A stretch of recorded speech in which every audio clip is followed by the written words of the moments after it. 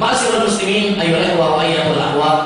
Pada kajian ini, insyaallah kita akan menjabarkan, menjelaskan pokok-pokok ajaran Syiah, pokok-pokok kesesatan ajaran Syiah dalam timbangan Al-Quran dan Sunnah sesuai dengan pemahaman salaful ummah dengan adil, dengan menyampaikan referensi asli mereka. Karena nanti insya Allah saya sampaikan bahasa Arabnya berikut, nama kitabnya, agar kita adil, agar kita jujur tatkala mengkritik dan membantah mereka. Dahulu Syekhul Islam Ibnu Taimiyah rahimahullah pernah mengatakan, Ahlus Sunnah a'lamun nasi bil haqq wa arhamuhum bil khalq. Ahlus Sunnah, mereka adalah orang yang paling mengetahui dengan kebenaran dan paling sayang dengan makhluk. Di antaranya adalah kasih sayang mereka terhadap ahlul bidah. Tatkala para ulama kita membantah Syiah, Khawarij dan yang lainnya, itu adalah sebagai bentuk kasih sayang mereka, sehingga mereka sadar dari kesesatan mereka, sadar dari penyimpangan mereka, dan mereka kembali kepada jalan yang lurus. Oleh karena Syekhul Islam Ibnu Taimiyah juga menyebutkan bahwa keadilan Ahlus Sunnah dan kasih sayang Ahlus Sunnah wal Jamaah kepada orang-orang yang di luar dari Ahlus Sunnah wal Jamaah melebihi keadilan orang-orang Syiah Rafidhah sesama mereka. Sama mereka nggak adil, banyak tengkarnya, berbeda dengan Ahlus Sunnah wal Jamaah. Ayyuhal ikhwah wa ayyuhal akhwat rahimani wa rahimakumullah. Kita jelaskan pemikiran-pemikiran Syiah dan pokok-pokok ajaran mereka untuk menunaikan amanah, dan tidak menyembunyikan ilmu yang telah Allah Subhanahu wa taala berikan kepada kita. Karena Allah Subhanahu wa taala mencela orang-orang yang memiliki ilmu tetapi menyembunyikannya. Innal ladzina yaktumuna ma anzalna minal bayyinati wal huda min ba'di ma bayyanahu lin-nasi fil kitab ulaika yal'anuhumullah wa yal'anuhumul la'inun. Sesungguhnya orang-orang yang menyembunyikan apa yang telah kami turunkan berupa keterangan dan petunjuk setelah kami terapkan kepada manusia di dalam Alkitab, di dalam As-Sunnah, di dalam Al-Quran, mereka adalah orang-orang yang dilaknat oleh Allah dan dilaknat oleh orang-orang yang melaknat mereka dari makhluk. Apa yang ingin kita sampaikan ini adalah nasihat, ad-dinun nasihat, agar kaum muslimin terbangun dari kelalaian mereka, sadar dari kelalaian mereka, dan kembali kepada jalan yang lurus. Inilah tujuan kita, bukan untuk kemudian menambah para perpecahan pada tubuh umat Islam atau menambah luka pada kaum muslimin. Tidak. Tetapi ini adalah amanah yang telah Allah Subhanahu wa taala amanahkan kepada orang-orang yang memiliki ilmu untuk menyampaikannya, agar masyarakat tidak tertipu dengan kesesatan ahlul bidah yang bahaya mereka dan dampak negatif mereka bagi masyarakat umum. Dan membantah ahlul bidah ma'asyiral muslimin termasuk jihad. Syekhul Islam Taimiyah pernah mengatakan, ar-radu ala ahlul bidah mujahid. Orang yang membantah ahlul bid'ah adalah jihad, orang yang sedang berjihad. Kemudian beliau menukilkan ucapan Yahya ibnu Yahya, gurunya Imam Bukhari, ad-dzabbu anis sunnati afdal minal jihad. Membela sunnah adalah lebih utama daripada jihad. Dan pernah dikatakan kepada Imam Ahmad rahimahullah ta'ala, mana yang lebih afdal, mana yang lebih utama wahai imam? Seorang yang sholat sunnah, puasa sunnah, i'tikaf, dengan seorang yang membantah ahlul bidah. Kata Imam Ahmad, kalau dia sholat sunnah, kalau dia puasa sunnah, kalau dia i'tikaf, manfaatnya untuk dia sendiri. Tetapi kalau dia membantah ahlul bidah, manfaatnya untuk kaum muslimin, untuk masyarakat luas, dan ini lebih dicintai oleh Allah Subhanahu wa taala. Ini lebih utama.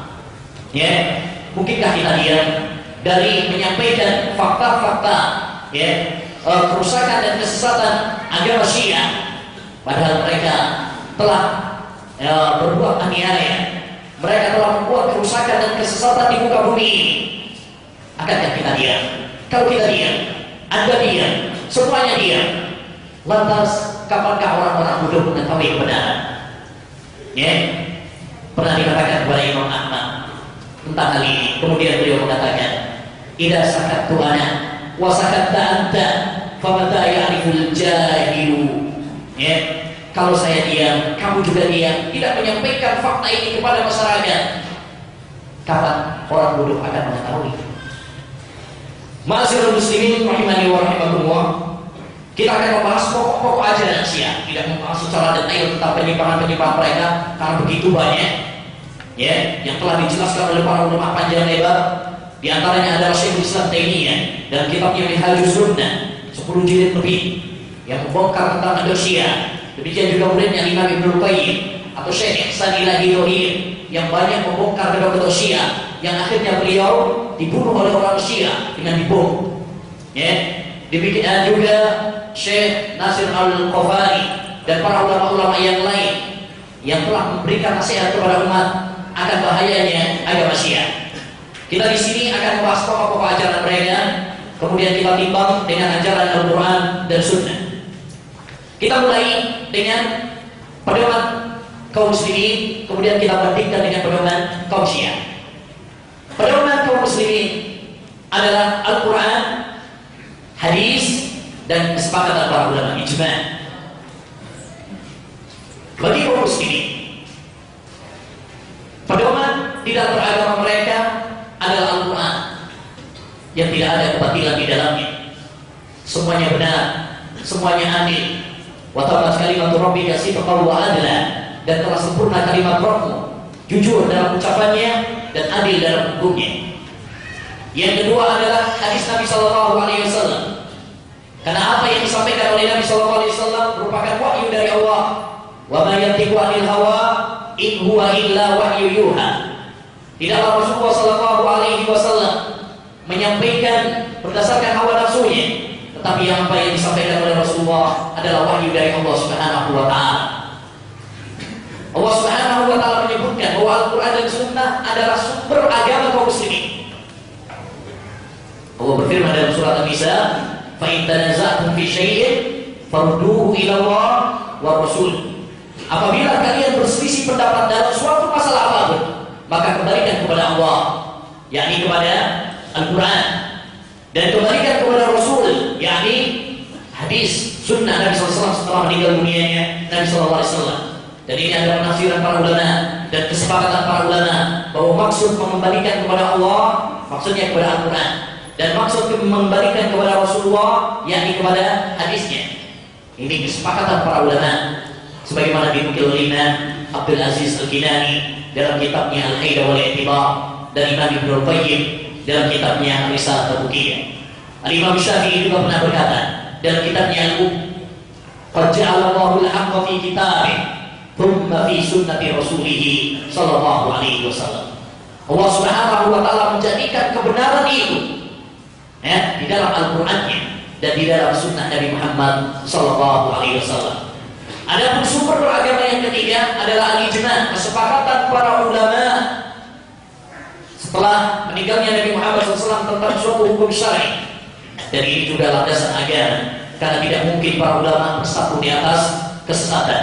Sebagaimana hadis Nabi Muhammad SAW, "La tajtami'u ummati ala dhalalah." Umatku tidak akan bersepakat di atas kesesatan. Landasan beragama ini adalah Al-Quran dan Sunnah serta ijma' perlu kita tanamkan dalam hati kita, karena ini fondasi, karena ini landasan.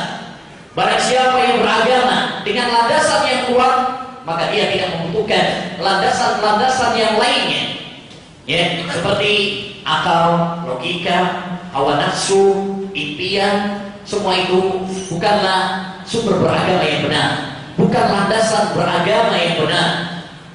Oleh karenanya barang siapa yang fondasinya benar, dia niscaya akan berjalan di atas jalan yang benar. Tapi kalau fondasinya ada udah salah, udah keropos, maka dia akan di atas kebinasaan. Ibarat orang bangun rumah, fondasinya aja apa? Lemah. maka rumahnya akan hancur dan menjadi kuburan baginya. Ya, oleh karenanya Rasulullah SAW seringkali di dalam khutbahnya mengingatkan kepada kita tentang landasan beragama. Ya, seringkali Rasulullah SAW menyebutkan apa? Fa inna asdaqal hadithi kitabullah wa khairal hadi hadi Muhammadin sallallahu alaihi wasallam. Sesungguhnya ucapan yang paling benar adalah Al-Quran, dan petunjuk yang paling baik adalah petunjuk Rasulullah SAW. Kenapa Rasulullah selalu menanamkan ini dalam khutbah-khutbahnya, dalam kajian-kajiannya? Karena ini landasan, karena ini fondasi dalam beragama. Nah, bagaimana landasan agama orang-orang Syiah mengenai Al-Quran, mengenai Sunnah dan mengenai Ijma'? Mari kita baca sehingga kita akan mengetahui betapa hancurnya akidah atau landasan orang-orang Syiah. Yang pertama adalah sikap Syiah terhadap Al-Quran. Sikap Syiah terhadap Al-Quran. Orang-orang Syiah, ma'asyiral muslimin, mereka beranggapan bahwa Al-Quran yang ada pada kaum muslimin sekarang ini sudah banyak perubahan-perubahannya, sudah nggak asli lagi. Ya, dan ini adalah suatu perancangan terhadap Al-Quran.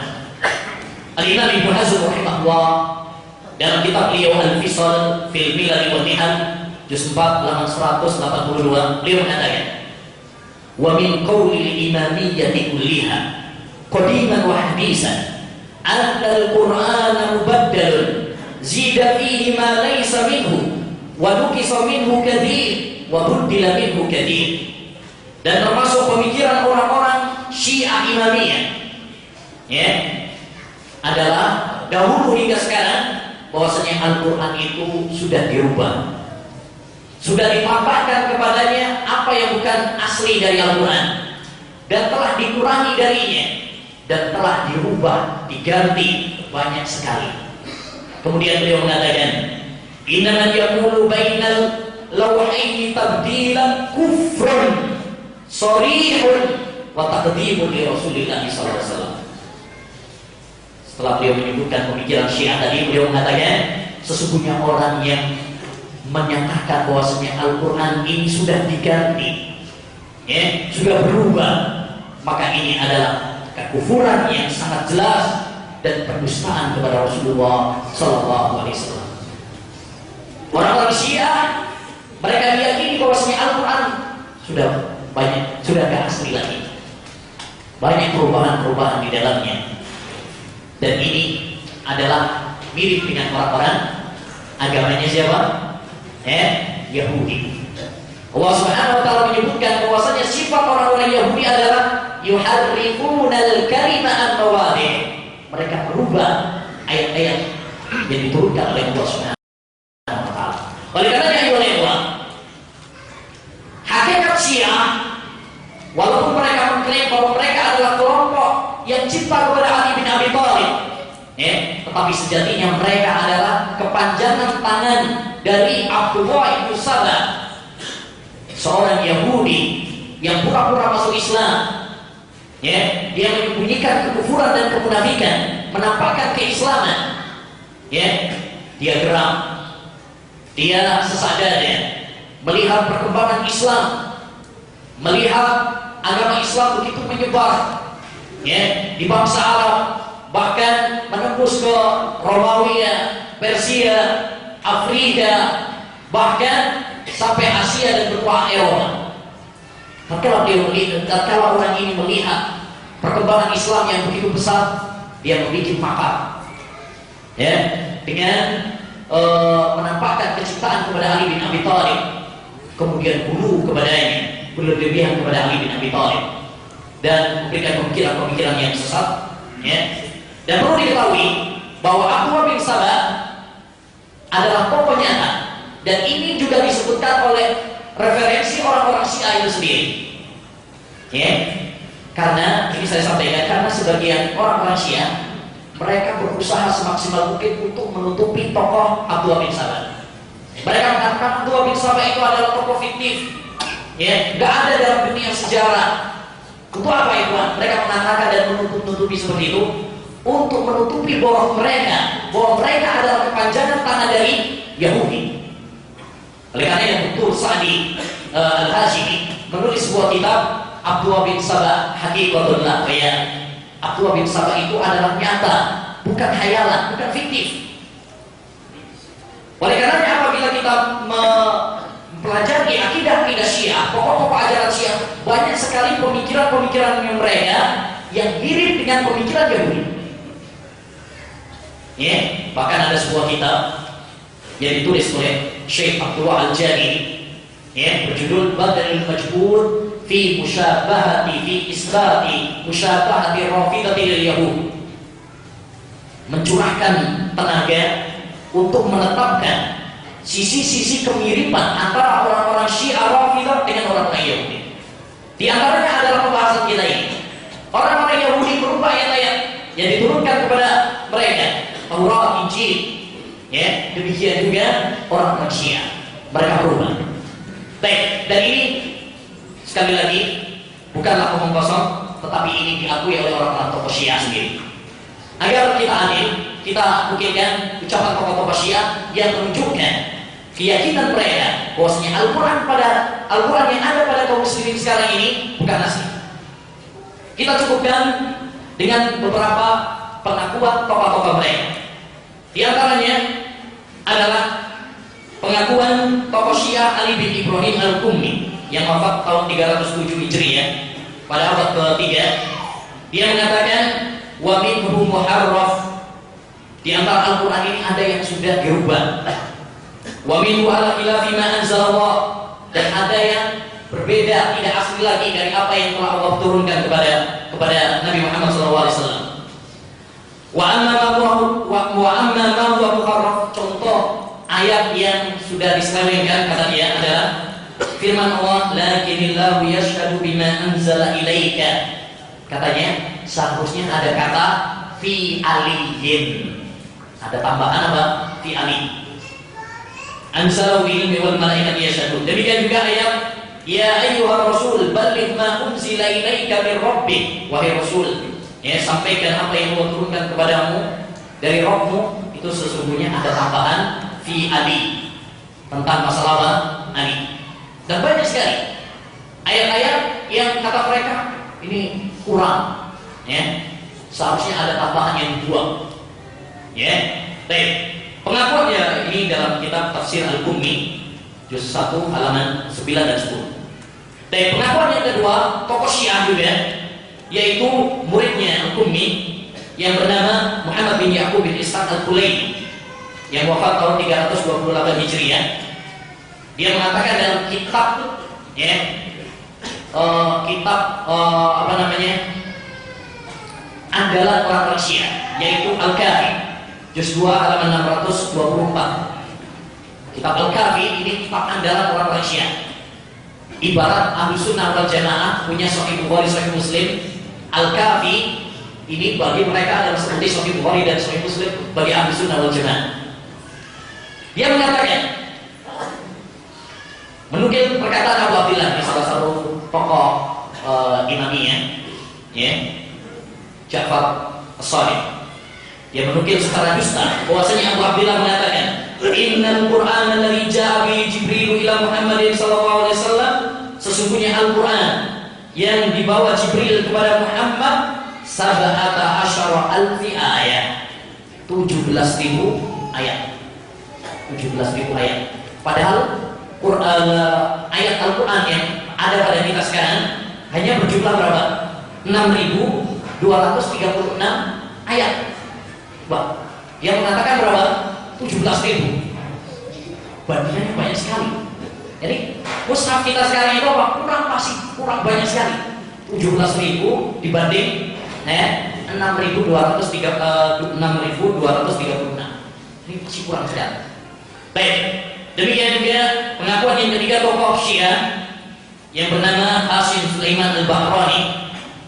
Dia mengatakan dalam kitabnya Muqaddimah tafsirnya, "Illa," kata dia, "ketahuilah annal haqqal ladzi la maqisa anhu," bahwasanya pendapat yang benar yang tidak mungkin seorang mengelak darinya, bihasabil ahbaril mutawatirah, berdasarkan, ya, berita-berita yang mutawatir, yang pasti, yang tidak mungkin dusta.